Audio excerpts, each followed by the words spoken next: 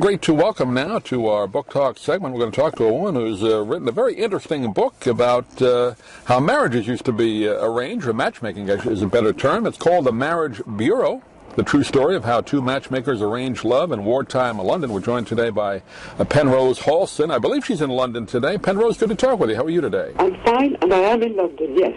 Yes, yeah. I knew you lived there. I wasn't sure if you were in the States for a book tour, if you're over there. So you're over there today. So thanks for being with us. And this is a fascinating book, Penrose. I had a chance to read through it a bit. And I guess everybody thinks nowadays the only way you meet people is on a telephone or on your smartphone. But it was done differently back then, wasn't it?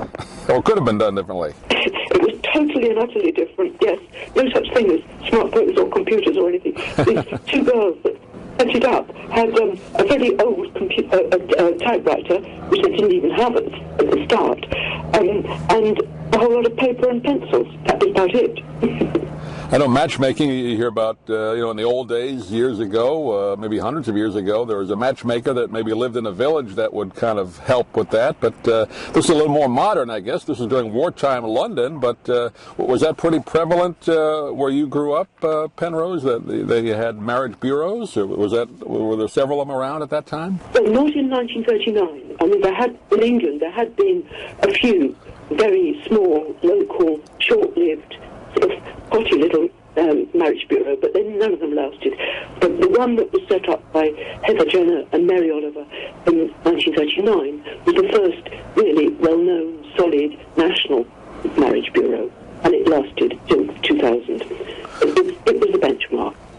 Yeah, what was was there a primary reason that one started? Was it because of the war and people were looking to perhaps get married before they went into the war or after? Was that why it kind of took off at that time, becoming more popular? Yes, it's why it took off. It was set up by these two young women of age 24 to help British men stuck out in places like India, Africa, supporting the British Empire, who used to come back to England by ship once every few years to find a wife. And the girls set up to help those men. But what happened was that because they opened 5 months before war broke out, those men's leave was curtailed during the war, but the press seized on the story of these two young women, such a contrast to all the grim war stories, and they publicised it so much, the press, that hundreds and thousands of completely different people came along, all kinds, all classes, both sexes. The bureau was flooded with people because of the war, and women wanting to find somebody because they knew what it had been like after the First World War, when most of the potential husbands were killed, and men being sent off to war wanting to establish a marriage and maybe babies before they went. Right, yeah. So the war was a powerful factor. Now how did it work then? I guess obviously took a picture, or you went to the bureau, whether a man or woman, and had a picture taken and wrote up a little biography, or was that pretty much how it worked? They didn't. Photographs weren't really much used then, and certainly not with this.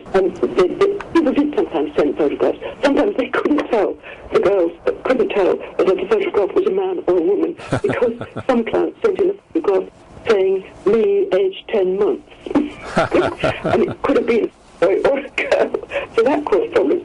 But mostly what the matchmakers relied on was the interview. They interviewed all clients, and they made notes, they commented that they got them into their heads, and they also filled out forms with a lot of practical details. So the combination of personal knowledge and the written facts was mainly what they went on. And the two matchmakers, the two women that started this business, they would afterward kind of read through them and determine who was good for who just by those interviews then? Yes, they would. They would get together at all sorts of places, including, the park on a sunny day. They took all their stuff out and match made. And the two of them, well, one of them was replaced in about 1943 because Mary Oliver got involved with an American and almost certainly married somebody in GM Motors, and I believe at some point lived out in Tampa, running some kind of a business. Oh, really? Couldn't find any more details. Yeah, so somewhere out in Tampa, you may have had. I may have seen them. Well, I think she's been dead for a long time. She was born in 1914. Oh, okay. Well, so I don't think you've seen her. That's fascinating that it worked that way. And then now you talk about in the book, you got some great pictures, by the way, in the book, and you did a lot of research on this particular bureau. But then eventually you took it over, right? At one point, am I reading that right? Yes. I was already running a very similar marriage bureau from 1986.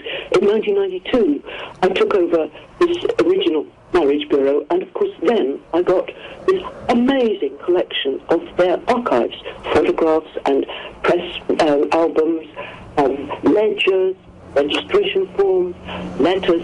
Heather Jenner, the principal founder, wanted to be a writer, and she would have been if she hadn't set up the marriage bureau, and she wrote 5 books, so I had those, and she wrote all sorts of other stuff as well in terribly difficult handwriting, so I spent a lot of time trying to work it all out and choose these amazing stories. Any statistics, Penrose, of the marriages that the Bureau helped put together? How many lasted as far as percentage goes? Did they keep statistics like that? Well, the Bureau claimed in 1946, when they'd been going for 7 years, that they'd married 2,000 couples, that's 4,000 people, and a couple of years later, 1948, they said it was around about 3,000.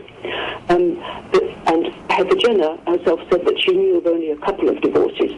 The trouble is you didn't necessarily know what happened to those divorces, and I had no means of finding out. But they were probably as good as any.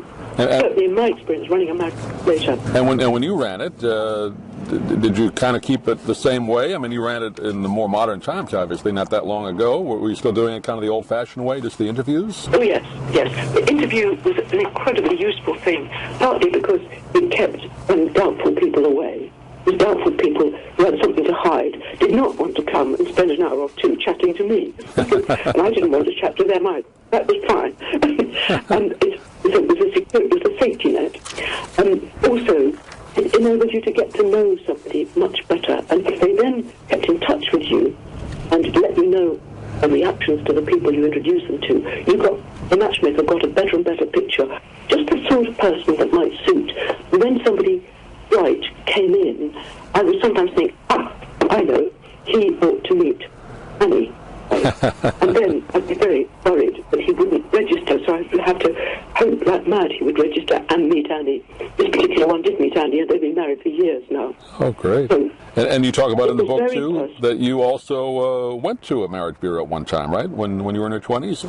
Yes, I was sent by my mother, who was a very determined lady, when I was 25. In fact, it was a very useful experience later, because I had not only all these wonderful archives, but I had been on both sides of the desk in the marriage bureau, client and proprietor. So I had just about everything you could want for in order to write this book, which I've always wanted to do. Well, it's a fascinating book, and it really tells some wonderful stories and of a time gone by, but not necessarily, just more modern way of doing it now, but it really was an interesting time in history called The Marriage Bureau, the true story of how two matchmakers arranged love in wartime London. And we've been talking with Penrose Halson today. And Penrose, do you have a website or information how people can get the book? Yes, the website is www.penrosehalson, all one word, .com. Great. Penrose, pleasure talking to you. Hopefully we can do it again, but thanks for being with us today. Thank you. I've enjoyed it. Thanks. I'm Stan Brock. 30 years ago, I formed Remote Area Medical to help people overseas. But then we found generations of families in America, isolated by poverty from the health care they need.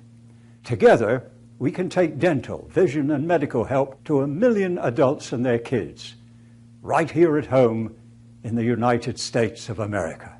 If you'd like to order the book we're talking about, please go to DougMilesMedia.com and enter the author's name in the Amazon search box. Thank you for listening. Please come back soon for more conversations here at DougMilesMedia.com. This has been a presentation of Doug Miles Media, all rights reserved. You can listen to or download previous programs at iTunes, Stitcher.com, or Doug Miles Media.